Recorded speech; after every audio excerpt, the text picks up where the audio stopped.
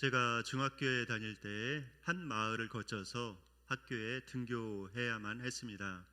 그 마을은 신중리에 있는 마을입니다. 그 마을에는 동학혁명 모의 기념탑이 세워져 있었고 마을 중앙에 정본준의 생가가 있었습니다. 여러분들 동학혁명이 어떤 혁명인지 아십니까? 그것은 고부군수 조병갑이 민중들을 수탈하였습니다. 그리고 학대를 하였죠. 그러함으로 인해서 이 농민들이 견디다 못해 들고 일어난 민중 봉기의 그런 사건입니다. 동학혁명의 지도자 중에 한 사람인 최시영이 이런 이야기를 했습니다. 밥 한 그릇에 연유를 알면 세상의 이치를 깨우친다라는 그런 말을 했습니다. 밥 한 그릇이 우리에게 어떻게 주어졌는지 그 이유를 알면 우리가 세상의 이치를 깨우친다는 그런 말입니다. 상당히 중요한 말이죠. 우리가 밥 한 그릇에 담겨 있는 영적인 진리를 잘 깨우쳐야 합니다.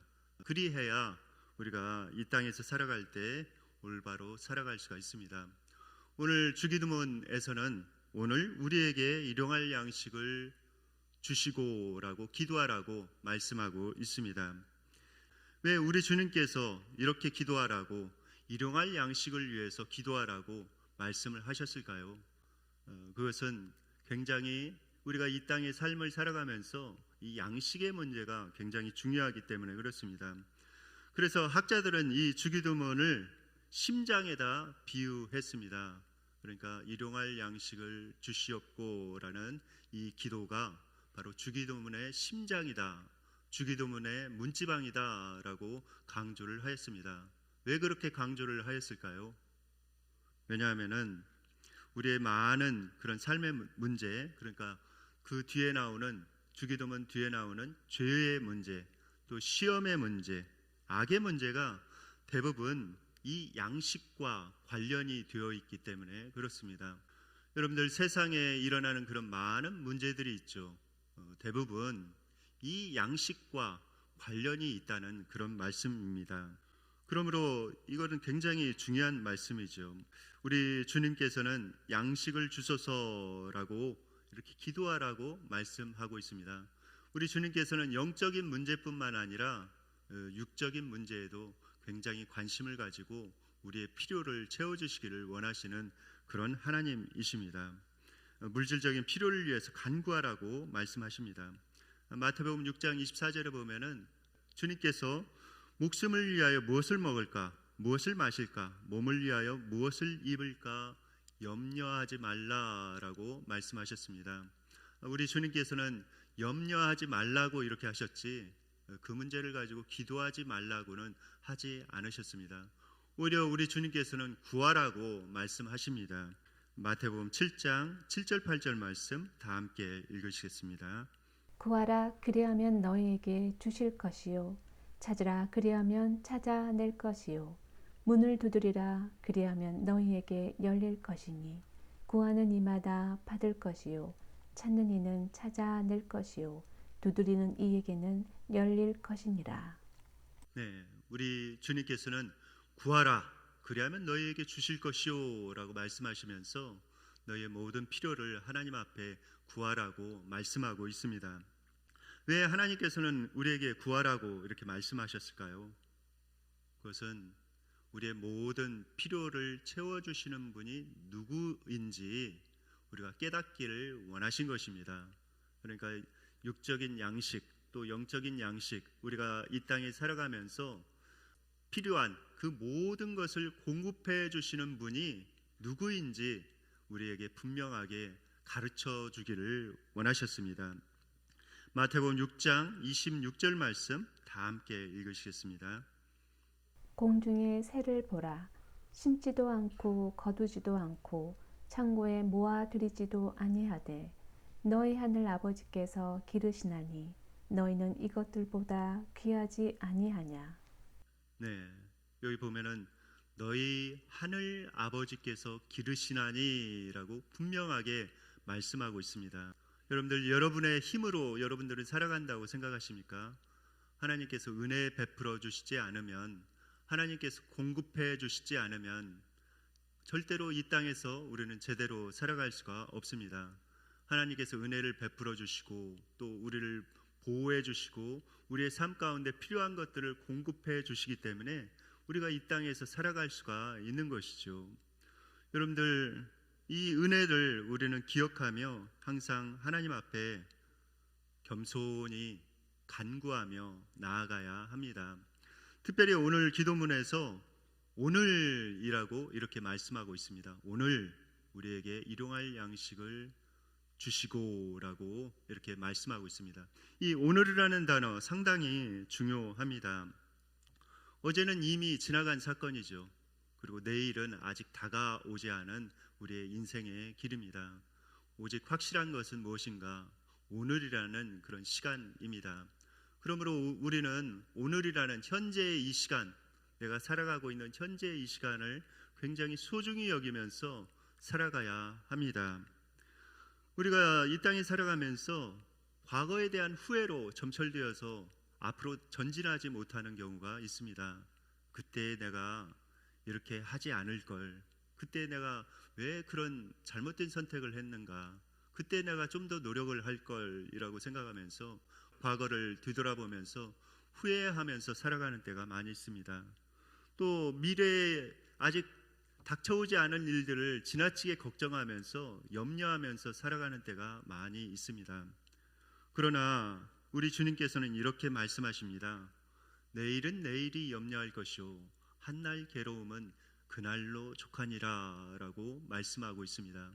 내일은 내일이 염려할 것이라고 말씀하시면서 한날 괴로움, 그러니까 오늘에 집중해서 살아라 라고 말씀합니다. 오늘 우리에게 일용할 양식이 있다면 하나님 앞에 감사하면서 살아가십시오. 하나님께서 내일의 양식도 분명히 여러분들에게 공급해 주실 것입니다. 또 하나님께서는 이렇게 기도하라고 말씀하십니다. 일용할 양식을 달라고 기도하라고 말씀하십니다. 그런데 이 일용할에 해당하는 헬라어 단어는 바로 에피우시오입니다. 이 단어는 여러 가지 뜻을 지니고 있습니다. 첫 번째 그 뜻은 오늘을 위한 매일에라는 그런 뜻입니다. 오늘을 위한 양식을 주십시오 라는 그런 기도입니다. 이 기도문을 볼 때 여러분들은 어떤 사건이 떠오르십니까? 만나의 사건이 떠오를 것입니다. 만나, 하나님께서 광야 가운데 이스라엘 사람들에게 필요한 그런 만나를 내려주셨습니다. 정말 아무것도 나올 수 없는 그 광야 가운데 하나님께서 이스라엘 사람들이 살아갈 수 있는, 생명을 유지하고 살아갈 수 있는 그런 은혜를 베풀어 주셨습니다. 그런데 그 만나는 참 특이했습니다. 왜냐하면 하늘에서 이렇게 내렸고 그 만나를 이렇게 거두어서 하루 이상 지나면은 다 벌레 나서 먹을 수가 없었습니다. 그러므로 매일매일 나가서 그 만나를 거두어야만 했습니다. 이것을 통해서 하나님께서는 무엇을 가르쳐 주기를 원하셨던 것일까요? 그것은 하나님께서 매일매일 너희에게 필요한 것들을 공급해 주신다. 그 하나님을 절대적으로 신뢰하고 살아가라라는 그런 메시지를 우리에게 던져주고 있습니다. 미래에 대한 그런 염려 없이 오늘 우리에게 주신 하나님의 그 은혜에 감사하면서 살아가라는 그 하나님의 뜻입니다. 또 일용할이라는 말 가운데는 생존을 위해서 필요한 만큼이라는 그런 뜻이 있습니다. 이것은 무엇이냐? 소유의 정도를 의미합니다. 우리는 얼마나 가져야 만족할 수 있을까요? 어느 정도 가져야 됩니까? 여기 보면은 우리 주님께서는 생존을 위해서 필요한 만큼 가지면 족하다라고 말씀하고 있습니다. 우리는 이 땅에 살아가면서 물질을 탐하면서 살아가서는 안 됩니다. 믿지 않는 사람처럼 오로지 더 많이 소유하고 더 많이 누리고 또 그 물질을 가지고 이렇게 자랑하면서 살아가려고 이렇게 물질을 위해서 살아가서는 안 된다는 그런 말씀입니다. 우리가 생활할 수 있는 것들이 있으면 하나님 앞에 감사하면서 이제 하나님의 영광을 위해서 살아가라는 그런 말씀입니다. 누가복음 12장 15절 말씀 다 함께 읽으시겠습니다. 그들에게 이르시되 삼가 모든 탐심을 물리치라. 사람의 생명이 그 소유에 넉넉한데 있지 아니하리라 하시고. 우리는 물질의 종이 아니라 이 땅에서 하나님께서 맡겨주신 것들의 청지기로 살아가야 된다고 말씀하고 있습니다. 여러분들 부자의 비유를 아시죠? 부자가 농사를 지었는데 너무 농사가 잘 되었습니다. 많이 소출을 거두게 되었고 이제 창고를 새로 짓고 그곳에다 가득 그 양식을 저장하게 되었습니다. 그러면서 부자가 이제 그 자기 자신에게 이렇게 이야기를 하죠. 내 영혼아, 이제 내가 평생 쓰고도 남을 것을 이렇게 모았으니 이제 먹고 즐기면서 살아가자라고 그는 자기 자신에게 속삭였습니다. 그러자 우리 하나님께서 그를 보면서 뭐라고 말씀하셨습니까? 이렇게 말씀하셨죠. 어리석은 자여라고 말씀하셨습니다. 어리석다고 말씀을 하십니다. 세상 사람들은 그 사람이 복받은 사람이라고 지혜로운 사람이라고 이야기할지 몰라도 우리 주님께서는 어리석은 자여라고 말씀을 하십니다. 그리고 오늘 내 영혼을 내가 오늘 도로 되찾으리니 그렇다면 너의 소유가 누구의 것이 되겠느냐라고 반문하고 계십니다. 여러분들 이 땅에 살아가면서 우리가 가지고 있는 이 소유, 그것은 하나님께서 잠시 맡겨놓은 것입니다. 우리가 이 땅에 호흡이 끊어지는 순간 그것은 다 내려놓고 가야 합니다. 그러므로 이 땅에 살아가면서 우리에게 주어진 모든 것이 내 것이 아니라 하나님의 것이고 나는 청지기로 이 땅에 살아간다는 사실을 여러분들 잊지 말아야 합니다. 또 이 에피우슌, 일용할이라는 그런 뜻 가운데는 내일을 위하여라는 그런 뜻이 있습니다. 이 뜻은 무엇인가? 삶의 목적에 관한 그런 말씀입니다. 우리가 양식을 먹고 밥을 먹고 사는데 무엇을 위해서 그 밥을 먹고 살아가는가? 내가 이 땅에서 살아가는 이유가 무엇인가? 그 부분에 대해서 우리에게 말씀하고 있습니다. 여러분들은 무엇을 위해서 살아가고 계십니까? 그 삶의 목적이 분명해야 합니다. 동물과 인간의 차이점이 거기에 있습니다. 동물은 먹기 위해서 이렇게 살아가죠. 그러나 사람은 그렇지 않습니다. 먹기 위해서 살아가는 것이 아니라 내가 이 땅에 살아가는 삶의 목적을 위해서 먹고 살아가는 것입니다. 우리가 그 삶의 목적, 내가 무엇을 위해서 살아가야 되는지 그것을 분명히 해야 합니다. 우리 주님께서 요한복음 6장 48절로 50절에서 이렇게 말씀하고 있습니다. 다 함께 읽으시겠습니다.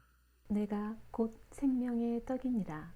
너희 조상들은 광야에서 만나를 먹었어도 죽었거니와 이는 하늘에서 내려오는 떡이니 사람으로 하여금 먹고 죽지 아니하게 하는 것이니라. 네, 우리 주님께서는 자신이 생명의 떡이라고 분명하게 말씀하고 있습니다. 자신이 생명의 떡이고 예수님을 우리가 잘 알고 예수님과 연합되어 있어야만 올바로 생명을 살아갈 수 있다라고 말씀을 하십니다.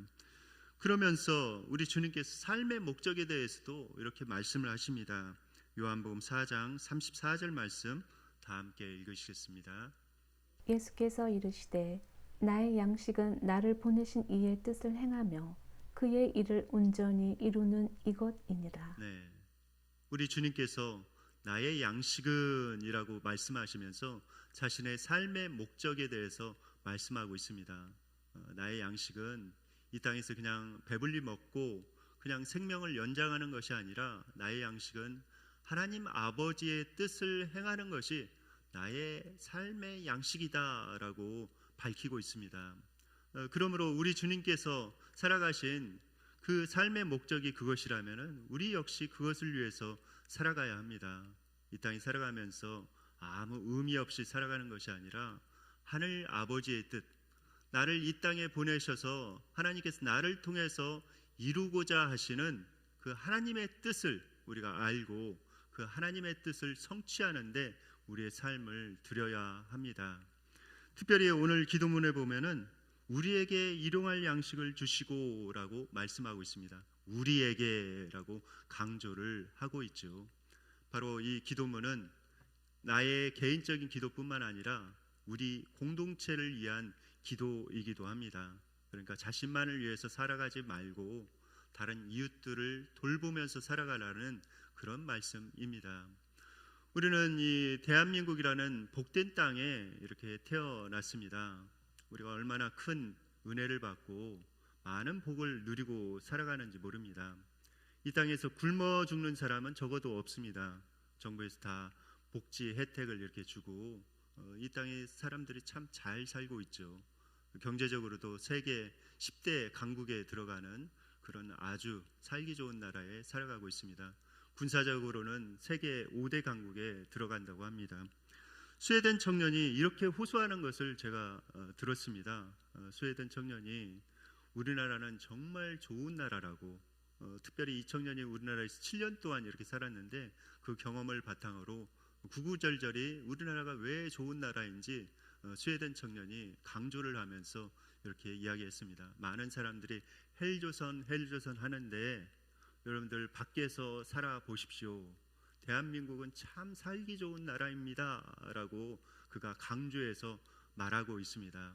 물론 대한민국 사회가 완전하다는 뜻은 아니지만 정말 밖에서 살아보면 대한민국이 얼마나 좋은 나라인지 여러분들 알 수 있을 것입니다 라고 하면서 자신의 나라 스웨덴의 상황을 이야기하면서 우리나라가 얼마나 좋은 나라인지 그가 이야기했습니다. 스웨덴이 어떻습니까? 많은 사람들이 선진국 하면 스웨덴을 많이 떠오르지 않습니까? 그런데 스웨덴이 지금 참 여러 가지 사회적인 문제 가운데 있다고 합니다. 특별히 범죄가 너무 심해졌다고 합니다. 그래서 밤에 감히 밖에 나갈 수가 없다고 합니다. 밖에 나가면은 목숨을 내놓고 나가야 한다고 합니다. 많은 강도들이 들끓고 많은 그런 사건들이 일어나고 그런 것이 일상화되어져 가지고 사람들이 공포 가운데 살아간다고 합니다.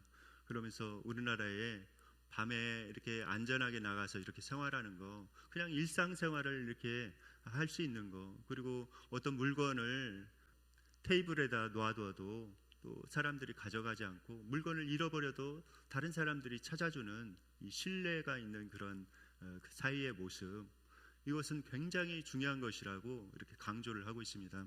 그러면서 이 대한민국은 굉장히 살기 좋은 나라라고 말씀하고 있죠. 그렇습니다. 우리는 복된 땅에 이렇게 태어나서 살아가고 있습니다. 지금도 전 세계에 10분의 1, 그러니까 7억 3천만 명이 절대적인 기아 상태에 있다고 합니다. 너무나도 힘든 그런 상황 가운데 살아가고 있죠. 그리고 전 세계에 약 매일매일 굶어서 죽는 사람이 약 18,000명에서 25,000명 정도 된다고 합니다. 많은 사람들이 지금도 절대적인 그 기근 가운데 살아가고 있음을 볼 수가 있습니다. 특별히 전 세계 하루 죽는 사람의 수가 18만 명이나 이렇게 된다고 합니다. 그런데 대부분 예수 그리스도의 복음을 제대로 듣지 못하고 그냥 죽어갑니다. 지금도 이 순간에 죽는 사람들이 많이 있죠. 1분에 120명 정도가 지금 사망하고 있다고 합니다. 그들에게 필요한 것이 무엇인가? 물질적인 양식뿐만 아니라 영적인 양식이 필요합니다. 누군가가 나누어져야 하는 것이죠. 우리 주변에도 이웃들이 많이 있습니다. 누군가가 그 생명의 양식을 그들에게 나눠줘야 합니다. 인도의 성자라고 불리우는 썬다싱이라고 있습니다. 이분이 이제 기차를 타고 다니면서 쪽복음을 들고 복음을 전했습니다. 그런데 복음을 막 이렇게 전하고 있는데 한 사람이 나타나서 그 쪽복음을 받아들더니 찢어가지고 차창 밖으로 딱 던집니다. 그런데 그 모습을 보고 썬다싱이 참 마음이 아팠습니다. 그래서 차창 밖으로 던져지는 그 기차 밖으로 던져지는 그 쪽복음을 보면서 하나님 아버지여라고 기도를 했습니다. 그런데 그 쪽복음 생명의 양식이라고 쓰여져 있는 그 쪽복음 쪼가리가 마침 이 철로변에 나와서 자살하려고 하는 한 청년의 얼굴에 딱 부딪혔습니다. 그래서 그 청년이 자살하려다가 그 쪽지를 받아서 이렇게 읽게 되었습니다. 읽었는데 거기에 생명의 양식이라고 이렇게 쓰여져 있는 것입니다. 그가 마침 죽으려고 했는데 생명의 양식이라고 이렇게 쓰여졌으니까 그 단어에 굉장히 마음이 쏠리게 되었습니다. 그래서 주변에 있는 사람에게 이 생명의 양식이 도대체 무엇입니까? 라고 물었습니다. 그러자 주변에 있는 사람 중 한 사람이 이런 이야기를 했습니다. 그것은 성경에서 나온 이야기입니다. 그런데 그 말을 해준 사람은 기독교에 대해서 굉장히 반감이 있는 사람이었습니다. 그런데 성경을 읽어서는 안 됩니다. 그 성경을 읽으면은 죽습니다. 라고 이런 이야기를 해주고 그는 가버렸습니다. 그래서 이제 그 청년이 곰곰이 생각했습니다.